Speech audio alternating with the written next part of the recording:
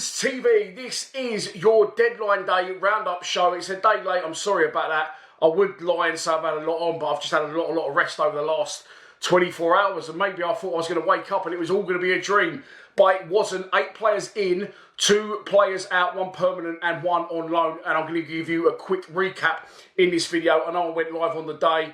I've been live quite a lot lately in general. I'm actually losing track of what I have done, but I'm going to quickly recap the 8 players that we bought in and the 2 that went out, like I said, in this video. And so as soon as the window opened, we landed 2 players almost straight away.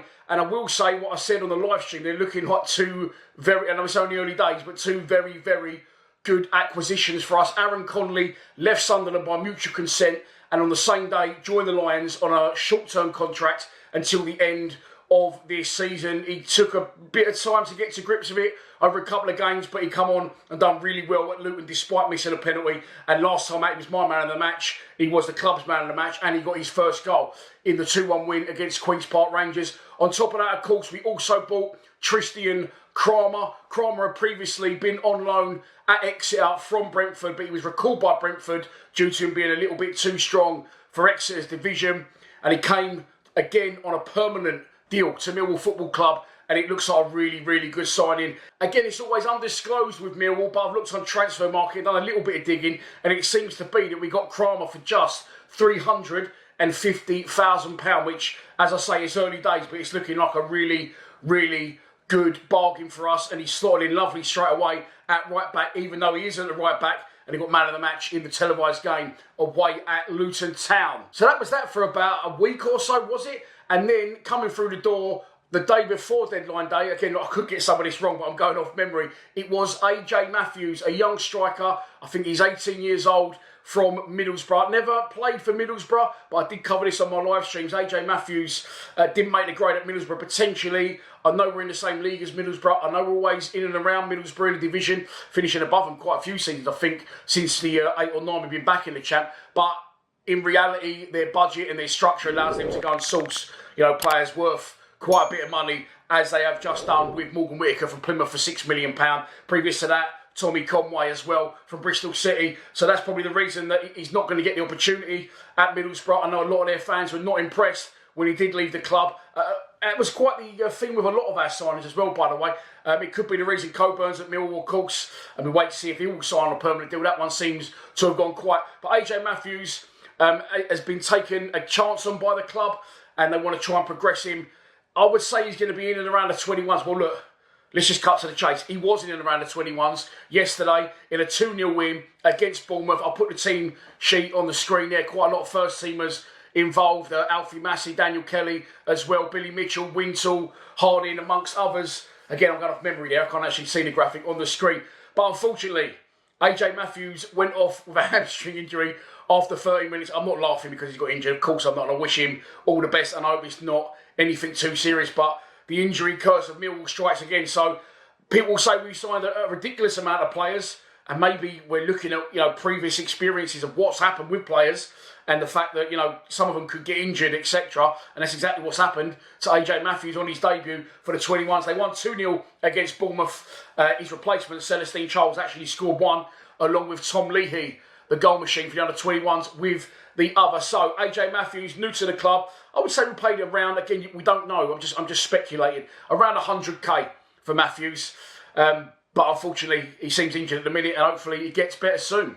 And next up is this guy, Luke Cundall, came through the door on the same day as AJ Matthews, a day before the transfer deadline closed, 22 years old, and signed from Wolverhampton Wanderers for a fee believed to be around £1 million.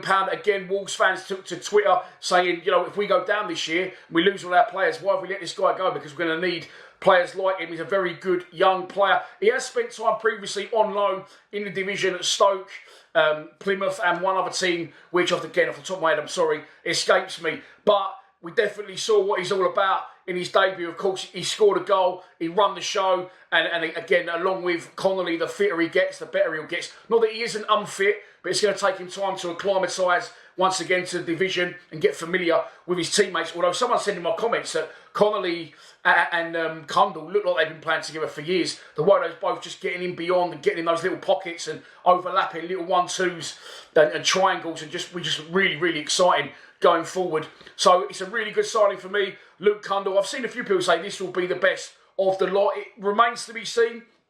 And I think it's always the way the one you expect to do really well doesn't do well, and the one you maybe not expecting comes through strong. But brilliant on his debut, Luke Kundal, already, in my opinion, cemented that number 10 shirt. And then came the shot out of the cannon. Boniol Njie was signed the day before transfer deadline day. It was like 10 o'clock at night. I think I'd already streamed, or no, it was 11 o'clock at night. I'd already streamed once. I was in bed and it just pops up on the Twitter feed from the club, a little plane emoji. I just assumed, I think Joe Morris said the same to me, just assumed that would be someone else's landing in the club. But it was someone else landing in the country. Boniol Njie is Millwall's new record signing. The Lions shatter their previous transfer fee and pay £4.5 million, around that, for the Sparta Rotterdam midfielder, attacker, left winger, right winger. He's going to be out of play anywhere within that section that we know behind the strikers, something we was craving for, and all of a sudden we're not craving for it so much. Predominantly a 10, I think. He can cut in from the right hand side on his left foot, and if you look him up on YouTube, he looks like an absolutely outstanding player. Again, the Sparta Rotterdam fans not impressed that he left the Eredivisie club, but he's a Millwall player, and again, fair play to James Berylson, fair play to Steve Gallen for getting these players in. I feel that would be, a difficult one to get through the door in previous times for Millwall. And what we're not getting now is we're not getting linked with, Millwall are interested in this player, as are Stoke, Preston and Blackburn. We're getting players that no one's been in for, no one spoke about. So it definitely seems like our recruitment and scouting process is working. That remains to be seen on their performances. But this now, to me, definitely seems to be like a different bracket of player getting through the door now, and I'm really, really excited to see Njie and how he performs, and I expect him, I don't know anything, I'm just guessing and hoping that he makes the starting 11 at Leeds, at Ellen Road, on Saturday in the FA Cup 4th round. And then we moved on to deadline day. We knew this one was coming, so it came early, well before we started streaming at 8 PM. Boniol Baker left Brighton. He's got Premier League experience. He came through the youth academy at Porto before moving across to Brighton. He's actually from Hammersmith, I think, so he is London born and bred, but somehow he ended up at Porto along the way. That would have done his development no harm whatsoever. And like I said, he's got Premier League experience with Brighton, rated very highly. Again, it's a permanent signing. Again, it's a winger, 21 years old. What I've seen again, he looks left-footed, and it looks like he can play on the right, or he can play on the left, or he can play in behind. So absolutely inundated with players in that position. That he's most recently been on loan at Port Vale, and Port Vale manager Darren Moore credited him to being an absolute game changer for the League Two club. Again, that's why he was brought back.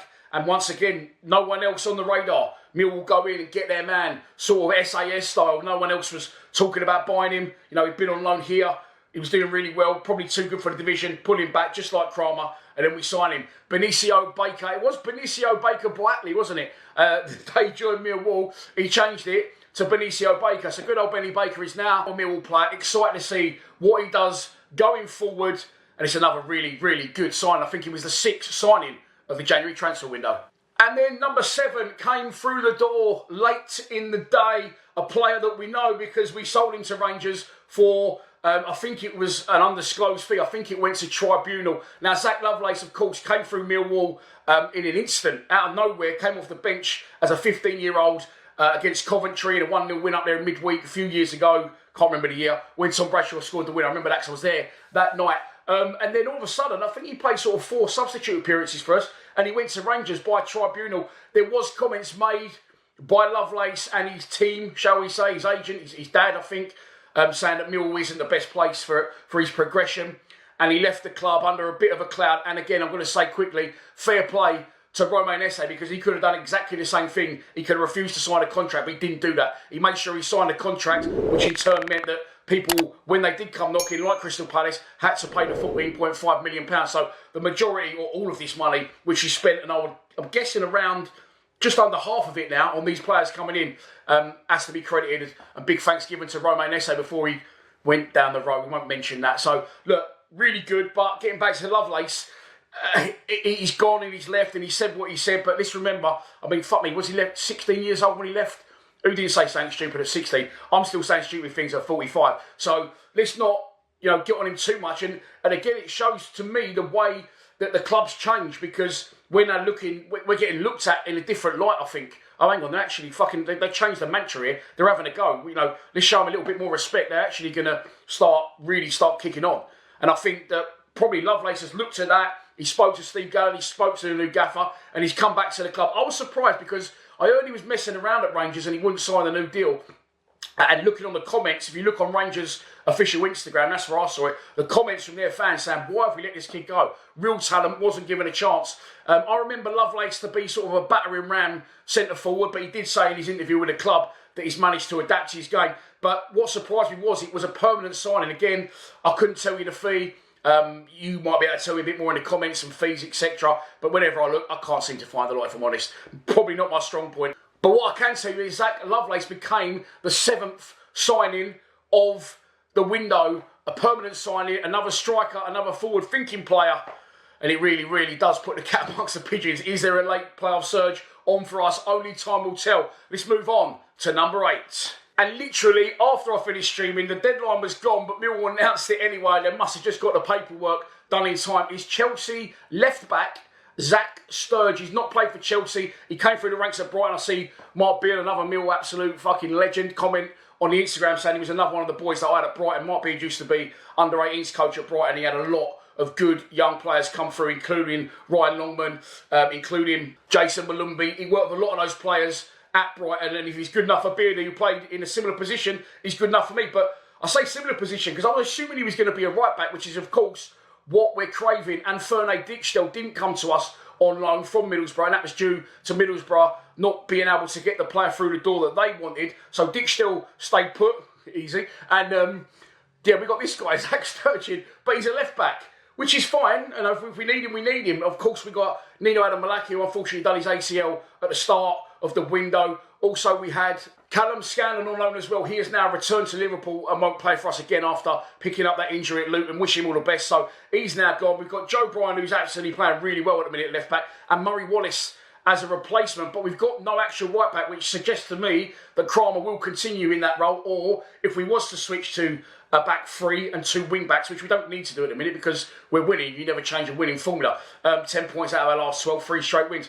I'm assuming a lot of these players could play in that position who are these, Baker, maybe not initially, maybe he's going to be, more of a main man up there. But I'm sure we've got players to cover it. But I'm surprised we didn't get in a right back. Or maybe Sturge can play right back. Only time will tell. It's spinning my own mind at the minute. Loads to cover. Tomorrow when I do the preview for Leeds, I usually have to try and predict a team. It's not even worth doing that because there are so many new players through the door. And Alex Neil's got a lot to think about how he's going to go for it at Leeds. However, having just said that about who's going to play at right back, Kramer will be cup-tied, as will Connelly. They both played for Exeter and for Sunderland, respectively, in the FA Cup. So they're both cup-tied for the trip to Ellen Road. So that's the 8 players in. The 2 out, Adam Mayer went on loan for some much-needed game time and joined League 2 Bromley. Definitely a really good fit for him. And I mean, he played well in his first game. They won last night away at Salford as well.